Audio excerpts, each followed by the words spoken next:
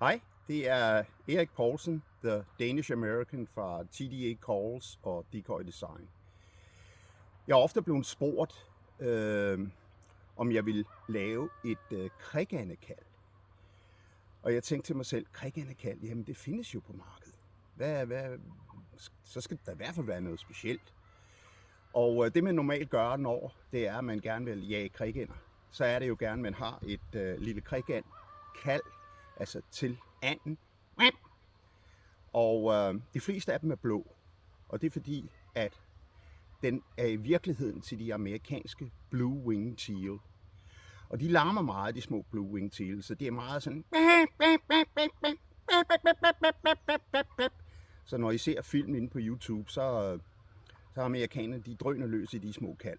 Og hvis man så skal efterligne anddrikken, så skal man have sådan en 6-in-1 fløjte. I kender godt de her sorte trakter eller grønne, eller de har flere forskellige farver.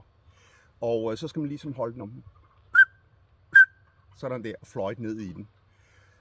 Og så skal man have den der lille trakt hængende her, og den anden her nede og dingle. Og det irriterer mig grusomt. Så jeg tænkte, skal jeg opfinde et nyt kald til krikænder, så skal det i hvert fald være noget, hvor det hele er samlet. Og det har jeg faktisk lavet her. Så helt ny opfindelse for mig af. Så vidt jeg ved, findes det ikke på markedet overhovedet. Men den hedder så Teal Duo. Og det er fordi, det er både til anden og anddrikken. Her der er den lyserød. Det er jo selvfølgelig til anden. Og herom der er den lyseblå. Og det er til anddrikken. Den er så nem at bruge. Så det eneste, man skal sige til den lille krikand, det er dyt, eller dit, eller dut, eller noget i den dur.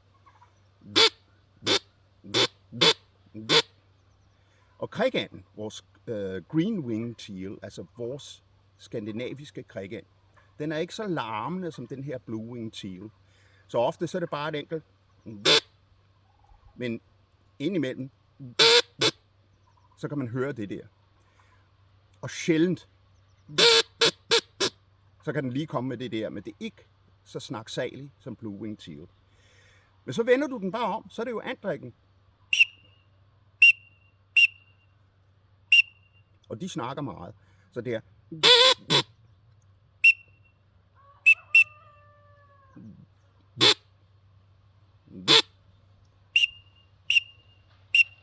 Alle kan bruge det her kald. Det er så nemt at bruge, og det lyder godt lige med det samme.